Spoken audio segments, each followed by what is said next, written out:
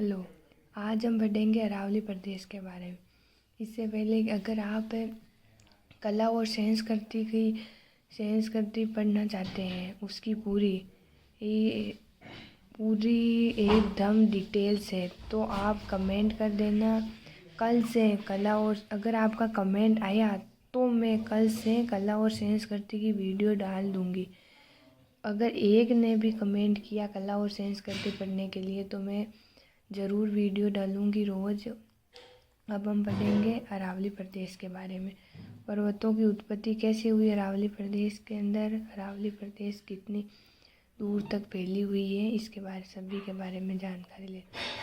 पर्वतों की उत्पत्ति। पृथ्वी पर घटित पर्वत निर्माणकारी परिघटनाओं से होती है, जो अब तक 4 घटित हुई है। अरावली पर्वतों की उत्पत्ति। आर्कियन चट्टान घटना, जो प्री कैम्ब्रियन काल अरावली का निर्माण करती है। प्री कैम्ब्रियन काल अरावली के निर्माण के अंदर सहायक है। ये एक आर्कियन घटना है। और अगली है कैलिडोनियन, जो प्लेयोजाइक ईरा काल की है। इसके अंदर अल्पेशियन पर्वत का निर्माण हुआ है। प्लेयोजाइक ईरा काल के अंदर अल्पेशियन पर्वत का निर्माण हुआ है। तीसरी है हासिनियन प्लेयोजाइक ईरा, जिसमें सतपुड़ा पर्वत और विंध्य पर्वत का निर्माण हुआ है। अल्पाइन घटना जब हुई थी, इसमें ट्रेसिरी युग का निर्माण हुआ था, जिसके अंदर पृथ्वी पर नवीन वलित पर्वतों की उत्पत्ति हुई है। इसका एक उदाहरण हिमालय पर्वत भी है, जिसकी उत्पत्ति ट्रेसियरी युग में हुई है। अरावली की उत्पत्ति, अरावली के निर्माण के बारे में, अरावली कैसा पर्वत है और वर्तमान में अरावली क्या है, इन सब के बारे में हम पढ़ेंगे एक एक के बारे में। अरावली की उत्पत्ति आज से 59 करोड़ वर्ष पूर्व प्री कैम्ब्रियन युग की आर्कियन घटना से इसकी उत्पत्ति हुई है। 59 करोड़ वर्ष पहले जो प्री कैम्ब्रियन युग था, उसमें ही जो आर्कियन घटना हुई थी चट्टानों के अंदर, उसमें अरावली की उत्पत्ति हुई है। आर्कियन क्रम की चट्टानें, जिन्हें हम क्वार्टज या स्पीटीज कहते हैं, से आते अरावली प्री कैम्ब्रियन युग का पर्वत है। प्री कैम्ब्रियन युग का पर्वत है। इन चट्टानों के माध्यम से पता चलता है कि अरावली प्री कैम्ब्रियन युग का पर्वत है। अब हम इसके निर्माण के बारे में पढ़ेंगे। अरावली का निर्माण कैसे हुआ। आर्कियन क्रम की चट्टानों, जो क्वार्टज और स्पीटीज है, इसे हम आग्नेय चट्टानें, इससे इसका निर्माण हुआ है। आर्कियन क्रम की चट्टानों या आग्नेय चट्टानों से अरावली का निर्माण हुआ है। अरावली कैसा पर्वत है। उत्पत्ति के समय पर बनने वाला पहला वलित पर्वत था। जब इसकी उत्पत्ति हुई तब अरावली पहला बनने वाला वलित पर्वत था। अरावली वर्तमान में कैसी है। ये विश्व का सबसे प्राचीनतम वलित पर्वत है अरावली, जिसकी तुलना अमेरिका के अल्पेशियन पर्वत से की जाती है। वर्तमान में ये एक अवशिष्ट पर्वत है। अरावली को वर्तमान में इसे अवशिष्ट पर्वत मानना है। नोट के अंदर 3 पॉइंट लिखे हुए हैं। वर्तमान में अरावली की समुद्र तल से औसत ऊंचाई 930 मीटर है। उत्पत्ति के समय 2800 मीटर थी। वर्तमान में तो 930 मीटर है, और जब अरावली की उत्पत्ति हुई उस समय इसकी ऊंचाई 2800 मीटर थी। अब इसकी ऊंचाई घट गई है। वर्तमान में अरावली एक गौड़ अवस्था में है। वर्तमान में अरावली में कायांतरिक चट्टानें पाई जाती हैं।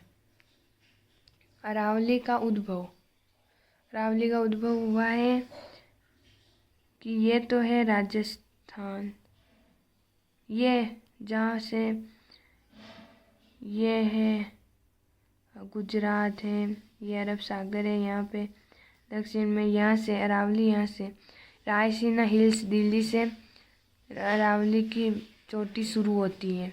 जो गुजरात के पालनपुर से फिर यहाँ अरब सागर तक ये ऐसे पानी की नदी है।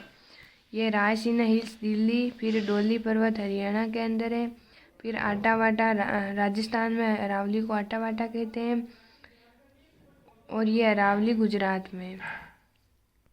अरावली का उद्भव सुदूर दक्षिण पश्चिम में स्थित अरब सागर से माना जाता है, अतः इसे अरावली का पिता कहा जाता है। अरावली का पिता किसे कहा जाता है?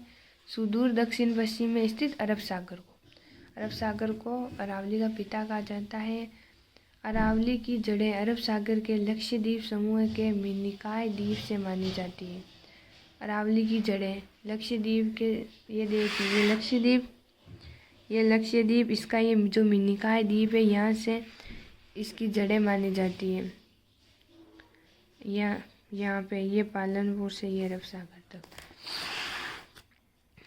अरावली का विस्तार पालनपुर गुजरात से पालन दिल्ली तक 692 किलोमीटर है, जबकि अरावली की अंतिम पहाड़ी रायसीना हिल्स दिल्ली है, जिस पर भारत का संसद भवन पुराना राष्ट्रीय भवन बना है। अरावली भारत के 3 राज्यों एवं केंद्रशासित प्रदेश में फैली है। भारत के 3 राज्य व एक केंद्र शासित प्रदेश में फैली है। अरावली, अब हम पढ़ेंगे अरावली के उपनाम जिनके अंदर वो इस अरावली को भौगोलिक भाषा में मेरू कहा जाता है, राजस्थानी भाषा में आटा और बेटा कहा जाता है। विष्णु पुराण में अरावली को परिपक्त कहा है। उदयपुर में अरावली को आडा बेटा कहते हैं। बूंदी के अंदर इसको आडावल कहते हैं। सिरोही में अरावली को आबू गुलाब कहते हैं। माउंट आबू में अरावली को सेमेरू कहते हैं। सीकर के अंदर अरावली को माल खेत की पहाड़ी कहते हैं। जालौर के अंदर सुधा की पहाड़ी कहते हैं। बाड़मेर के अंदर मलानी की पहाड़ी कहते हैं। अजमेर के अंदर मेरवाड़ा की पहाड़ी और भरतपुर के अंदर दमदमा की पहाड़ी। ये है अरावली के उपनाम, जो किस क्षेत्र में अरावली को किस नाम से जाना जाता है, इनकी सभी के बारे में इसके उपनाम लिखे हुए हैं कि अरावली को इस नाम से जाना जाता है। हम पढ़ेंगे अरावली के बारे में। अरावली का शाब्दिक अर्थ है चोटियों की पर्वत। अरावली को अब्दुल फजल ने ऊँट की गर्दन की संज्ञा दी है। ये अरावली एक ऊँट की जो लंबी गर्दन होती है उसके समान बताया है। अरावली को खनिज का म्यूजियम कहा जाता है, क्योंकि यहाँ पर सार्वधिक खनिज पाए जाते हैं। अरावली को नदियों की जननी कहा जाता है, क्योंकि यहाँ पर सार्वधिक नदियों का उद्गम होता है और यहाँ से गुजरती है। अरावली की आकृति वीणा के समान या तंदूरा तानपुर जैसी आकृति है। अरावली को श्रेष्ठतम भाग आबू पर्वत खंड है, जो सबसे ऊंचा है। अरावली की पहाड़ियों को मेवाड़ के अंदर मगरा या मगरी कहते हैं। अरावली की पहाड़ियों को मारवाड़ में भाकर कहा जाता है। मगरा एक भेड़ की नस्ल भी है जो बीकानेर में स्थित। कर्नल जेम्स टोड ने अरावली की सर्वोच्च शिखर गुरु शिखर या गुगमाथा को संतों के शिखर कहते हैं। कर्नल जेम्स टोड ने आबू पर्वत को हिंदू ओलंपस की संज्ञा दी है। जो आबू पर्वत है इसे हिंदू ओलंपस की संज्ञा दी है। यह उत्तर पूर्व, जिसे हम ईशान कोण कहते हैं, यहाँ से ये अरावली है। ये इतनी सी अरावली की पहली यहाँ से शुरू होती है राजस्थान में केतड़ी झुंझुनू से लेकर यहाँ से फिर खेड़ब्रह्म सिरोही तक ये समाप्त हो जाती है राजस्थान के अंदर।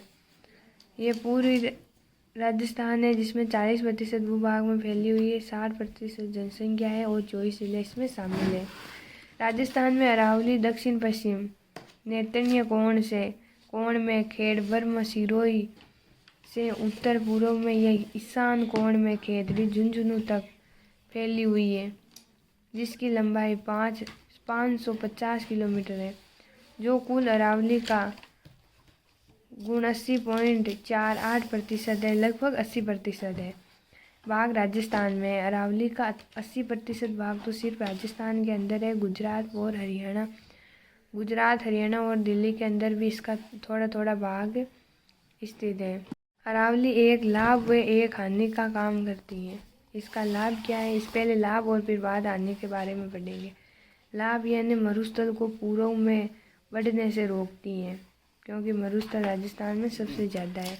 इसमें हानि एक ये कि ये वर्षा करवाने में सहायक नहीं है, क्योंकि अरावली की पहाड़ियों से टकराकर वर्षा सारी पूर्व दिशा में ही हो जाती है। इसके कारण पश्चिम में राजस्थान में वर्षा हो ही नहीं पाती है, और ये मरुस्थल को पूर्व में बढ़ने से भी रोकती है। ये 77 डिग्री 50 मिनट पूर्वी देशांतर प्याना की पहाड़ियाँ भरतपुर से यहाँ से लेकर 23 डिग्री 20 मिनट पूर्वी देशांतर पर ये दक्षिणी पहाड़ी कालीजरा पहाड़ी भरतपुर तक फैला हुआ है। ये खेतड़ी की पहाड़ी है। यह सिवाना की पहाड़ी बालोतरा तक फैला है। अरावली का शाब्दिक विस्तार वाला जिला, संभाग, भाग और क्षेत्र, इन चारों के बारे में पढ़ेंगे कि शाब्दिक विस्तार कौन से जिले के अंदर है, कौन से संभाग है, कौन सा भाग है जहाँ पर इसका सबसे ज़्यादा विस्तार है, और कौन सा क्षेत्र है। अरावली का शाब्दिक विस्तार वाला जिला उदयपुर है। संभाग है जो है संभाग भी उदयपुर है। भाग दक्षिणी अरावली है और क्षेत्र मेवाड़ है। अरावली की शाब्दिक ऊंचाई वाला जिला सिरोही है। शाब्दिक ऊंचाई वाला संभाग जोधपुर है। शाब्दिक ऊंचाई वाला भाग दक्षिणी अरावली है और क्षेत्र मारवाड़ है। अरावली की न्यूनतम ऊंचाई में विस्तार वाला जिला अजमेर और जयपुर है। संभाग अजमेर आता है, इसका भाग मध्य अरावली है और क्षेत्र मेरवाड़ आता है। गुरु शिखर के बारे में पढ़ेंगे। ये राजस्थान, अरावली पश्चिम भारत व उत्तर में हिमालय, दक्षिण में नीलगिरी के मध्य भारत की सबसे ऊंची चोटी है। कि ये राजस्थान के अरावली पश्चिमी भारत, जो पश्चिम का भारत है वहाँ, उत्तर में जो हिमालय है वहाँ, दक्षिण में जो नीलगिरी है, उनके सभी के मध्य भारत की सबसे ऊंची चोटी कौन सी है? गुरु शिखर। पुष्कर घाटी जो अजमेर में है, यह अरावली की निम्नतम घाटी है, पुष्कर घाटी।